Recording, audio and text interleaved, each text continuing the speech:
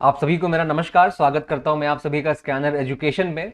आज के इस वीडियो में हम एक पीक्यूआरएस का नया सेट लेके आए हैं जिसमें हम क्वेश्चंस डिस्कस करेंगे जो कि बहुत ही रिलेवेंट है आपके एग्जामिनेशंस के लिए, स्पेशली अपकमिंग सीजीएल एग्जामिनेशन के लिए। ठीक है, हम लोग पहले भी ऑलरेडी एक बार इसके स्टेप और अप्रोचेस डिस्कस कर चुके हैं। मैंने एक सारा थ्योरी रिलेटेड पूरा वीडियो बना के रखा हुआ है, आप डिस्क्रिप्शन में जाके देख लेना या फिर ऊपर आई बटन में जाके आप देख सकते हो वो वीडियो। बट फिर भी एक समराइज करने के लिए कि हाँ किस तरह से हमें अटेम्प्ट करना होता है, क्या अप्रोच होना चाहिए पीक्यूआरएस को अटेम्प्ट करने के लिए, एक बार हम लोग 2 मिनट लेके यहाँ पे एक बार डिस्कस कर लेते हैं। तो देखो ये स्टेप्स है, अप्रोचेस हैं, मतलब इसको स्टेप कह लो चाहे अप्रोचेस कह लो, उसे फर्क नहीं पड़ता, बस ये चीजें जाननी ज्यादा जरूरी है। सबसे पहला तरीका होता है पीक्यूआरएस सॉल्व करने का एलिमिनेशन। देखो 4 ऑप्शन है, उसमें से एक सही है, तो हमारा मैक्सिमम अपॉर्चुनिटी क्या होती है हमारे पास कि हम ऑप्शन से पूछते हैं भाई तुम बताओ कौन सा सही है कौन सा गलत है। तो 3 बताते हैं कि गलत है, 1 बताता है सही है, उसको हम सेंटेंस में जाके चेक, सेंटेंसेस को कंपेयर करके चेक करके आंसर मार्क कर लेते हैं। जैसे मान लो ऑप्शन एलिमिनेशन के लिए गए, ऑप्शन देखा, 3 में लिखा है ए से शुरू होगा और 1 में लिखा है बी से शुरू होगा। अब मेरे हिसाब से तो 95 क्या 99% चांस है कि ए से ही शुरू होगा, एक ये मिल जाता है। फिर ऐसे करके कुछ लिंक्स वाले मिलते हैं कि भाई ए और सी साथ में आएगा, डी और बी या फिर साथ में आएगा, वैसे ढूंढ लेते हो आप। तो इस तरह अलग अलग करके एलिमिनेशन आप ऑप्शन के थ्रू जाके कर सकते हो। सेंटेंसेस देखो, ऑप्शन देखो, सेंटेंसेस देखो, ऑप्शन देखो। वही सेंटेंस लिंक वाली बात एलिमिनेशन के सिंक में ही है कि जब अगर आपको लिंक वाले सेंटेंस मिल गए हैं तो ऑप्शन में देखो कहां कहां वो लिंक बैठी हुई है। कभी कभी ये पता चल जाता है लिंक सेंटेंसेस से कि हाँ ए पहले आएगा डी बाद में आएगा, जरूरी नहीं है ए और डी साथ में आए, बट ए पहले और डी बाद में। अब देखो ऑप्शन में कहां कहां ए पहले या डी बाद में, तो ये सब ऑप्शन एलिमिनेशन की ही तरकीबें हो जाती हैं हमारे सेंटेंस को पीक्यूआरएस को सॉल्व करने के लिए। तो ये पहला अप्रोच हो गया। फिर ओपनिंग और क्लोजिंग सेंटेंस आइडेंटिफाई करना। ओपनिंग सेंटेंस की सबसे बड़ी खास बात ये होती है कि ये एकदम इंडिपेंडेंट सेंटेंस होता है, एक नया टॉपिक, नया थीसिस, एक कॉन्टेक्स्ट डेवलप कर रहा होता है, एक संदर्भ डेवलप कर रहा होता है और एक नई बात करने की कोशिश कर रहा होता है। क्यों? क्योंकि पीक्यूआरएस टेक्निकली है तो एक पैराग्राफ। अब पैराग्राफ है तो उसमें कोई एक सेंट्रल आइडिया होगा। अब सेंट्रल आइडिया होगा तभी होगा जब हम उसकी कहीं से शुरुआत करेंगे। तो ओपनिंग सेंटेंस अक्सर हम आइडेंटिफाई कर ले जाएं अगर बिना एलिमिनेशन के या एलिमिनेशन के साथ मिला के, तो भी हमें बहुत बड़ा हिंट मिल जाता है सॉल्व करने के लिए। वैसे ही क्लोजिंग सेंटेंस, अब मान लो आपको 4 सेंटेंस मिल रहे हैं जिसमें परफेक्ट लॉजिक बैठ जा रही है, लेकिन एक सेंटेंस एकदम अटपटा सा है, तो काफी चांस होता है कि वो क्लोजिंग सेंटेंस है। वैसे ही अगर आपको एक लॉजिकल कंक्लूजन मिल जा रहा है तो भी वो क्लोजिंग सेंटेंस है। तो वैसे ही हिंट्स आपको मिलते जाते हैं जो कि आप पकड़ के ऑप्शन में फिर जाके चेक कर सकते हो कि ये है कि नहीं क्लोजिंग, और ऑप्शन मार्क कर सकते हो। फिर बारी आती है ट्रांजिशन वर्ड्स की। Although, however, in addition to, इस तरह के जो एडवर्ब्स होते हैं जो सेंटेंस मॉडिफाई कर देते हैं पूरा पूरा, ये अक्सर बीच में आते हैं, ओपनिंग या क्लोजिंग नहीं हो सकते हैं और इसके पहले कुछ ना कुछ आएगा। तो जब ऐसा सेंटेंस मिले देखो उसमें क्या लिखा हुआ है और उसके पहले वाला सेंटेंस शायद देखो आपको मिल जाए तो लिंक बन जाएगा, लिंक बन जाएगा तो फिर ऑप्शन एलिमिनेशन आप कर ले जाओगे। वैसे ही प्रोनाउन रेफरेंसेस की बात आई। प्रोनाउन रेफरेंसेस, जब कोई आप सेंटेंस या पैराग्राफ लिखते हो तो मान लो आपको वहां पे मिस्टर उदित गुप्ता लिखना है, तो आपने ओपनिंग सेंटेंस में लिखा mister Udit Gupta is a teacher. अब आगे के जो सेंटेंसेस लिखोगे इस पैराग्राफ में, क्या बार बार मिस्टर उदित गुप्ता ही लिखते जाओगे? नहीं लिखोगे, आप ही लिख के काम कर सकते हो, द टीचर लिख के काम कर सकते हो। तो प्रोनाउन चेंज हो जाता है, प्रोनाउन आ जाता है नाउन की जगह पे। ठीक है, तो ये एक प्रोनाउन रेफरेंस हो जाता है। वैसे ही इसका एक एडिशन होता है कि आप मिस्टर उदित गुप्ता की जगह आगे मिस्टर गुप्ता भी तो लिख सकते हो। आपने एक बार बोल दिया मिस्टर उदित गुप्ता, अगले सेंटेंस में आपने लिखा mister Gupta way of teaching is very helpful for students, तो अब आपको दोबारा मेरा फर्स्ट नेम लिखने की जरूरत नहीं पड़ी। तो वो भी रेफरेंस का ही काम कर देता है कि अगर हमें एक जगह फुल नेम लिखा है, एक जगह केवल सरनेम लिखा है, तो हम फुल नेम वाला पहले आएगा सरनेम वाले के, तो ये भी रेफरेंस बन जाता है। तो इस तरह आपको रेफरेंस स्टैब्लिश करते हुए चलना है। कोई ऑर्गेनाइजेशन का नाम है, वहां पे पूरा लिखा है रिसर्च एंड एनालिसिस विंग, लेकिन आगे के सेंटेंस में केवल RAW रॉ लिखा हुआ है, तो ये भी हमारा रेफरेंस बन जाता है। तो प्रोनाउन रेफरेंस है और वैसे ही इसका कोरोलरी है या फिर इसका एडिशन में मान लो आपका फर्दर रेफरेंसेस बन के आ जाते हैं जो कि आप पकड़ के सॉल्व कर सकते हो, अगेन एलिमिनेशन यूज करके, सेंटेंस के लिंक्स यूज करके। फिर आता है एक लॉजिकल फ्लो वाइल रीडिंग।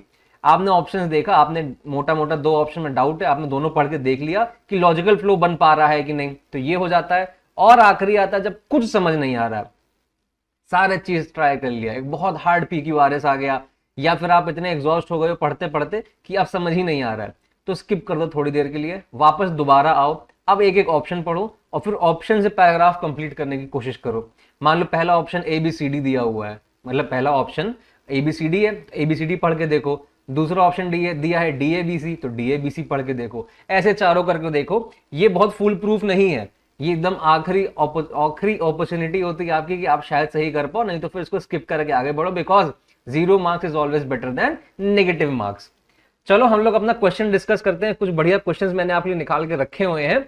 इसमें हम देखते हैं कि किस तरह हमें सॉल्व करना है, क्या अप्रोच होना चाहिए, और जल्दी से जल्दी अगर सॉल्व करना है तो हमें किस तरह से आगे बढ़ना है। शुरू करते हैं। एक तरीका है कि हम तुरंत पढ़ना शुरू करें, पैसेज का जिस समझना शुरू करें, बिल्कुल कर सकते हैं। बट सबसे पहले मैं क्या कहता हूं, सजेस्ट कि पहले ऑप्शन से आगे पूछ लो कि भैया आपके हिसाब से ओपनिंग क्या होना चाहिए। तो पैसेज का ऑप्शन कह रहा है ACDB, तो इसमें ACDB में ओपनिंग होना चाहिए। शुरुआत पहले वाले से कर लेते हैं।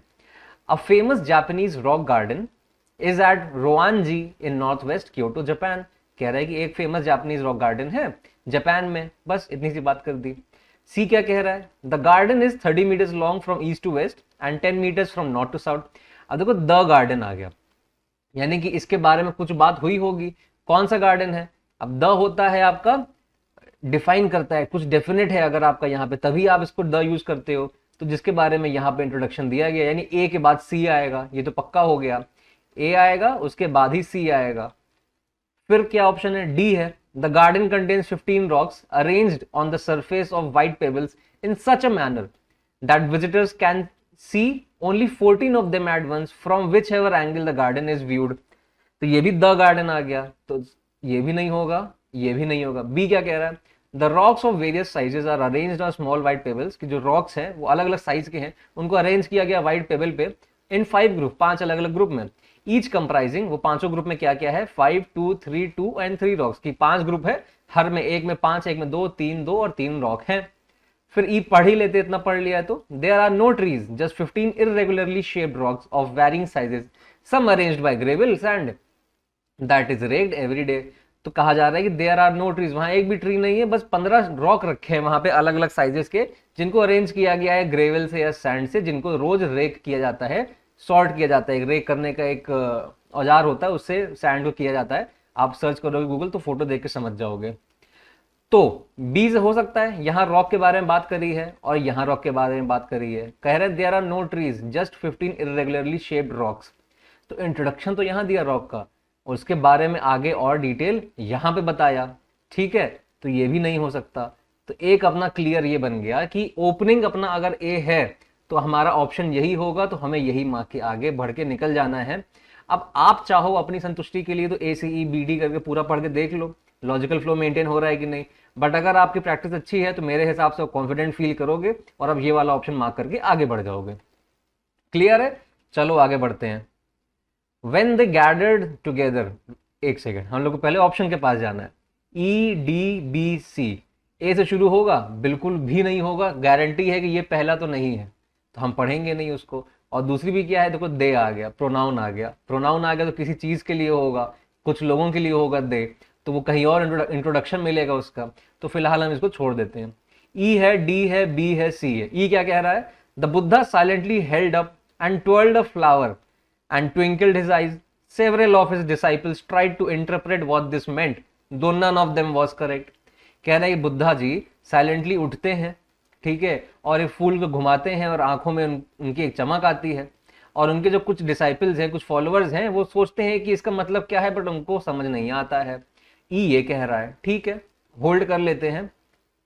क्या हमें यहाँ पे कुछ हिंट मिल रही है? मैं देख लेता हूँ। Buddha silently held up and twirled a flower twinkled several of his disciple tried never one है। देखो इसमें अभी कोई हिंट नहीं मिल रही है कि ये ओपनिंग या क्लोजिंग या कोई इसके पहले लिंक है कि नहीं है, इसको होल्ड पे रख देते हैं अभी। अब डी पढ़ लेते हैं। The origin of Zen Buddhism is ascribed to the flower sermon, the earliest source which comes from the 14th century। अब देखो यहाँ पे एक ओपनिंग का हिंट मिला क्या, कि ज़ेन बुद्धिज्म जो होता है is ascribe to flower sermon, इसके बारे में कुछ बताने की कोशिश करी जा रही, क्या है ज़ेन बुद्धिज्म। तो हम इसको होल्ड पे रख सकते हैं कि हाँ ये थोड़ा थोड़ा ओपनिंग का लग रहा है, एक नया कॉन्सेप्ट के बारे में बात कर सकता है। फिर बी क्या कह रहा है, it is said that Gautam Buddha gathered his disciple one day for a Dharma talk. बहुत जनरल स्टेटमेंट, ये भी ओपनिंग हो सकता है, इसके बारे में हम डिटेल में अभी नहीं जा सकते।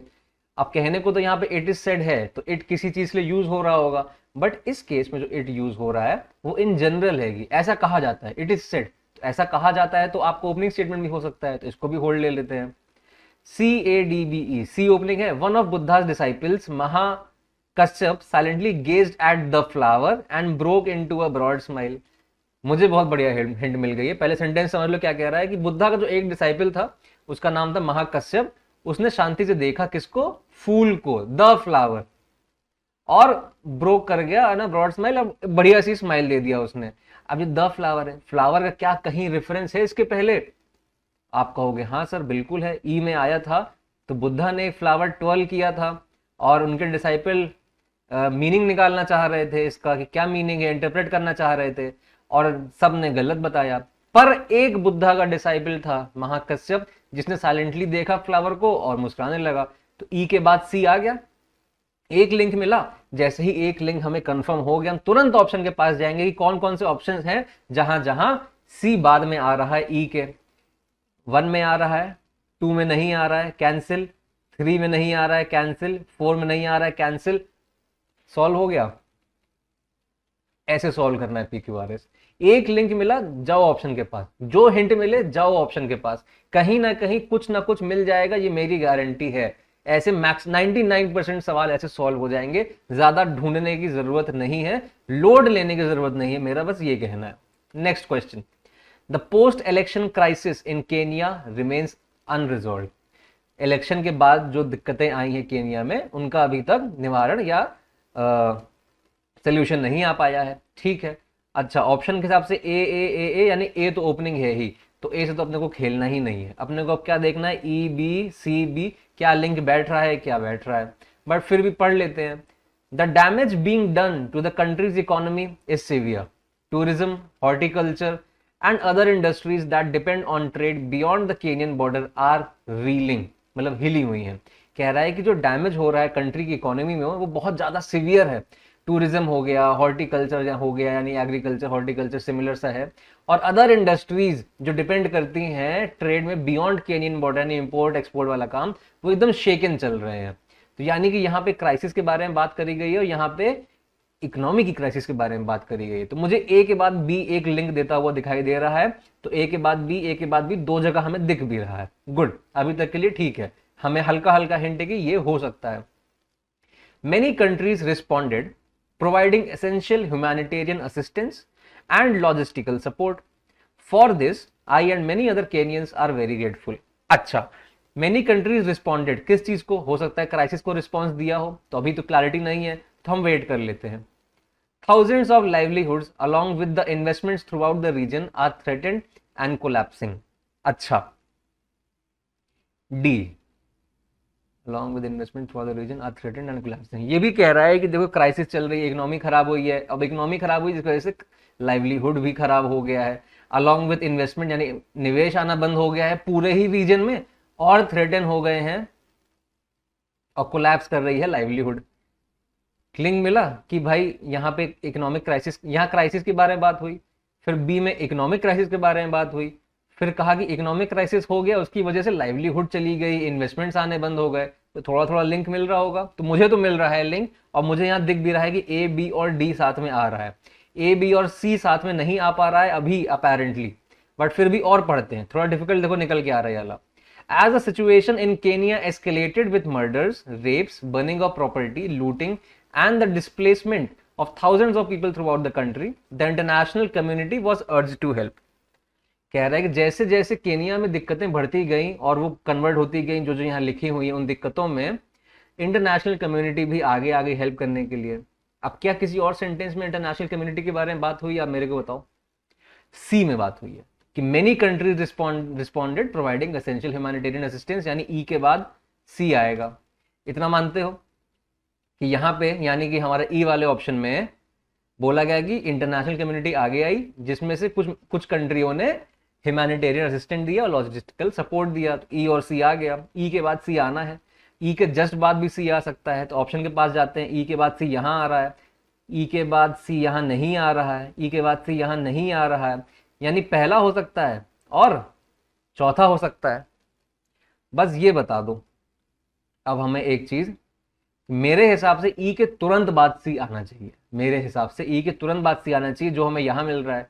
ए बी डी में हमें एक लॉजिकल सिंक मिल रहा था कि ए आया, फिर बी आया, फिर डी आया, पहले क्राइसिस आई, फिर इकोनॉमिक क्राइसिस आई जिसकी वजह से लाइवलीहुड खराब हो गए, और फिर सिचुएशन और खराब हो गई ई में आके, और खराब हो गई, जिसकी वजह से इंटरनेशनल कम्युनिटी आगे आई, जिसमें से कुछ कंट्री ने सपोर्ट प्रोवाइड किया। तो ये हमारा फोर्थ वाले में मिल जाता है।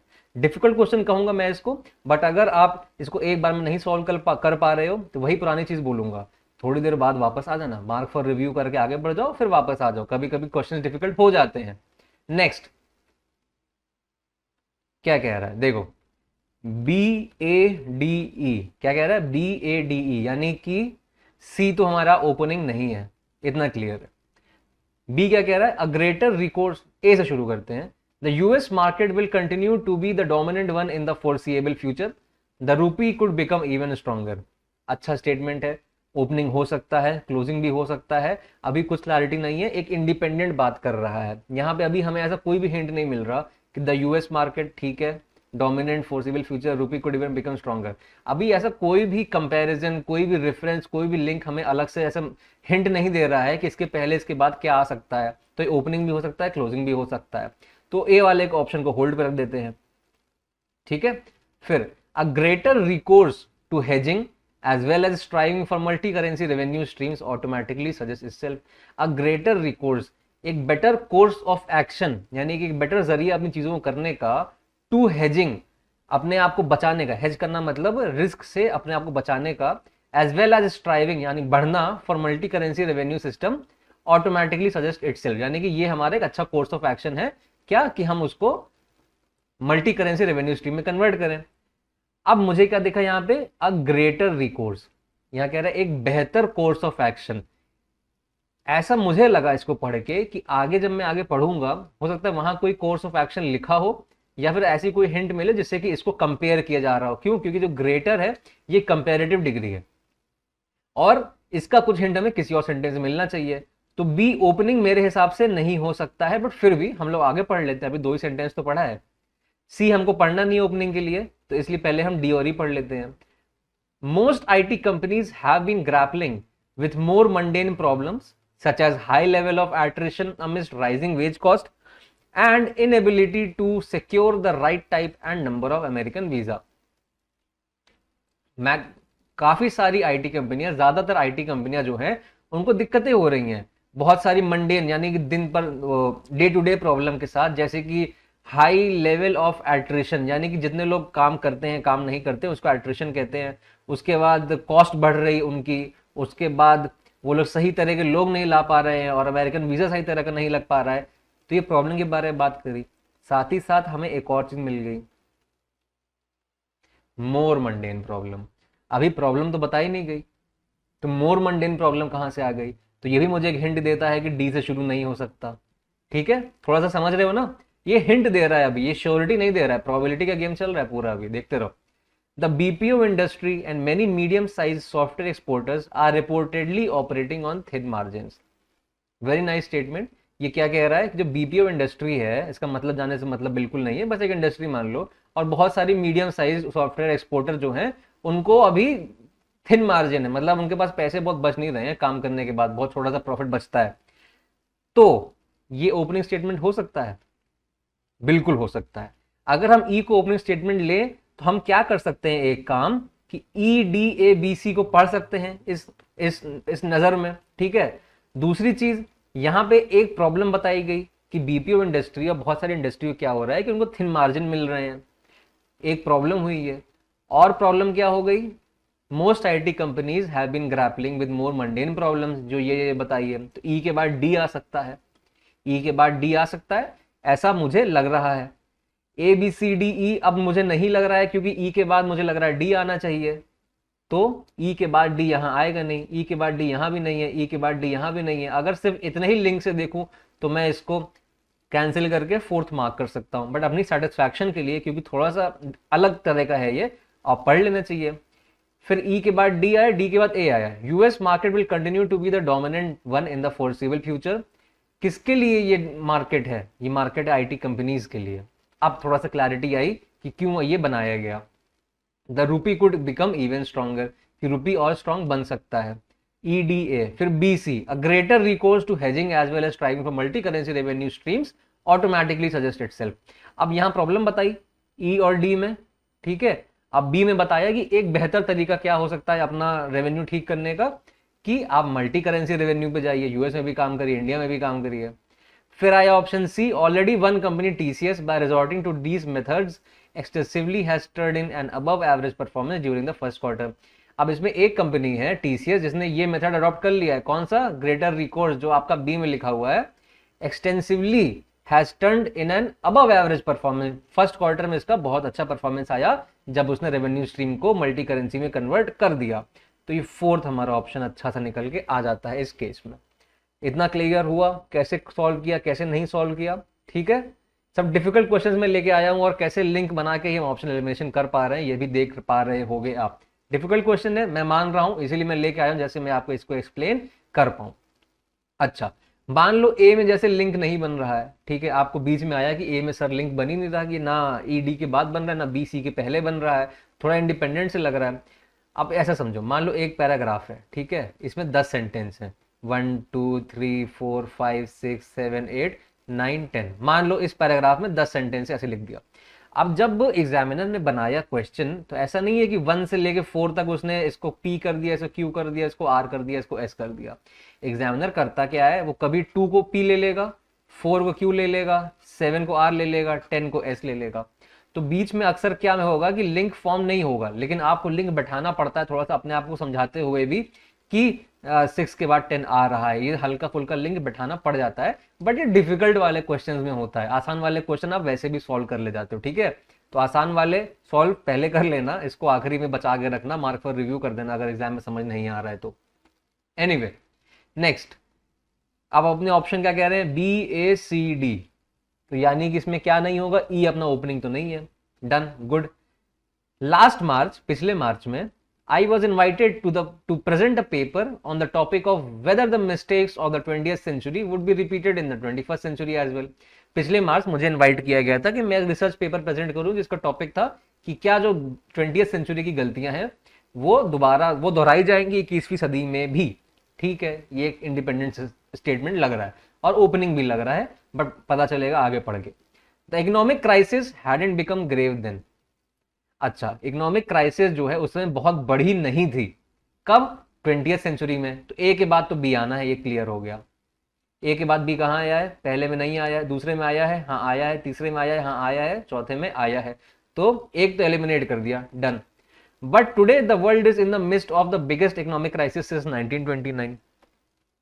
1929 क्या हुआ, 20th सेंचुरी हुआ,